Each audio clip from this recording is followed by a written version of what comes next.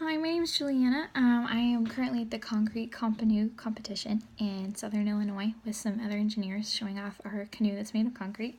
So I couldn't be here for the presentation today, so I gave my group a video, which is kind of awkward because I'm just staring at myself at a camera. So please forgive me if I mess up or anything, but I'm just gonna tell you. So obviously, my group's talking about the family in the modern world. So my specific subtopic has to do with gender roles. Tricky business in this kind of world we're living in right now, with a lot of modern feminism taking over society.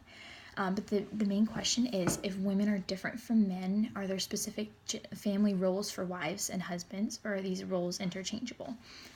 Does the woman as female or the man as male contribute anything distinctive to the modern world? So the first thing I think is important is to kind of pick this question apart. So the specific phrase, are these roles interchangeable, it kind of says, like, can these roles be interchanged? And I think the better question to ask is, should they be interchanged? Because just because you can do something doesn't mean you should. So to go off that, like, women are clearly very different from men. So what makes them different, and do their differences really mean that they have to have separate roles? Why can't they be doing the same thing? Why isn't it okay for the different things to be going on? But basically, men and women each have different traits. Because they're different genders, they have different traits that are an integral part of their intrinsic being. And that's not to say that, like, these roles couldn't be switched. You can make things work, but it's almost like there are gender roles that we should be fulfilling, because they're more natural and they build on the best version of that gender qualities. So people hate women, especially like today's society. Again, feminism really hate hearing this, but women are best at being caretakers. That's what we were made for. That we love to give of ourselves, and we're kind and compassionate and committed and willing and loyal, and we're so good at making little sacrifices, like Saint Therese of Lisieux would ask us to do. But men are, like, really good at being providers because they're so strong and sturdy and reliable and protective and true, and they are willing to make, like, those big sacrifices, like laying down their lives for us, like, in the instant they need to, so because those are obviously, like, very different traits, but they're also super complementary, which is, I think, exactly how God wanted it to be. So I'm gonna kind of run through some different sources I found that more intelligent people that are better at talking about this than me, and kind of share that with you. I'm gonna start with my favorite, Fulton Sheen. He talks a lot about it in his book, The World's First Love. It's actually about Mary, but he kind of does what I did, so I'll just run through it. Some different adjectives for men and women. So he says they're rational, they govern, they're serene, and they're givers. And then women are intellectual, and they reign, and they're comforting, and they're a gift. So again, like, the men give, and we are the gift. And it's the fact that women are frightened by that, I think, really shows a lack of trust in God's design of our sexuality. So I kind of want to read this section. He really, like, understands women better than any man I've ever met. So all the men in this class should definitely check out this book if you kind of want a deep insight into what he's saying. But here it is. There can never be a giver without a gift. Man is generally the giver, woman the gift. The man has, the woman is. Man has a sentiment, woman is sentiment. Man is afraid of dying, woman is afraid of not living. She is unhappy unless she makes the double gift, first of herself to man, then of herself to posterity in the form of children. This quality of immolation, because it involves the wholeness of self, makes a woman seem less heroic than a man. The man concentrates his passions of love into great focal points. When there is a sudden outburst of love, such as on a battlefield, he is immediately crowned the hero. The woman, however, identifies love with existence and scatters her self-oblation through life. By multiplying her sacrifices, she seems to be less of a hero. Her daily dissipation of vital energies in the service of others makes no one act seem outstanding. It may well be that the woman is capable of greater sacrifice than man, not only because she's gift, which is the same as surrender, but also because, seeing ends rather than means, and destinies rather than the present. She sees the pearl of great price, for which lesser fields may be sacrificed. So sorry, I know that's kind of long, but necessary. So kind of just like, he obviously builds women up a lot, but we kind of need that sometimes. But we have these distinct roles that we are called to fulfill that make us the best versions of ourselves if we follow their natural order. So going back to all the way back to Genesis, like we were created male and female, and not because one is less good, has less dignity than the other, but we're made to complement each other perfectly. If we're truly living as we should, striving for sainthood, then we'll be complementing each other. So I think Fulton Sheen kind of builds on this a lot, and he really wants us to recognize that if we love people the way we are created to, like me as a woman, him as a woman, or as a man, whoever as a man, you know what I mean. I'm sorry. Anyways, going on.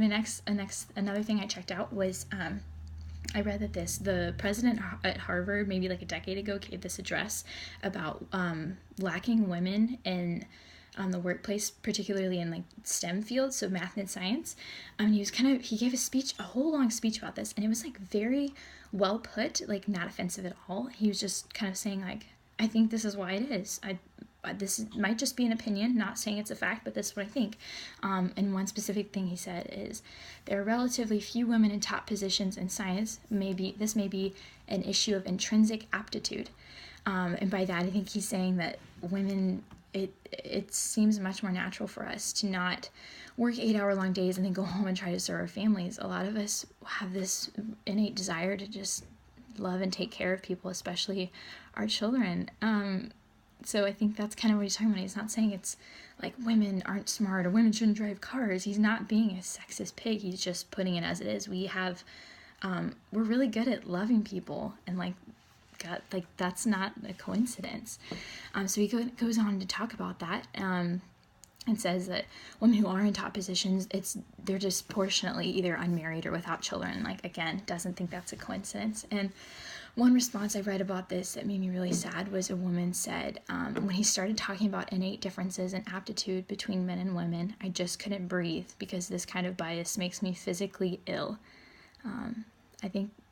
I think she's terribly mistaken about her sexuality, and obviously if she doesn't recognize that men and women do have differences, she's got other problems on her hand. But the fact that it makes her physically ill to hear that like women are good at something that's really hard to be good at, like that should bring her great joy. That should bring all of us great joy. And that men are good at something that's hard to be good at. Like, we were created to be good at different things. And kind of going off of that, there's an article I read from the Catholic Register, National Catholic Register, sorry. And it talks, and the first line of the paragraph is, are there abusive husbands, bad fathers, tyrannical priests, overbearing prelates? Of course. But the solution is not to get rid of not to get rid of patriarchy, but to get rid of bad patriarchy. So it's like, yes, the reason women have felt so put down this whole time is because there have been instances where men have made them feel this way.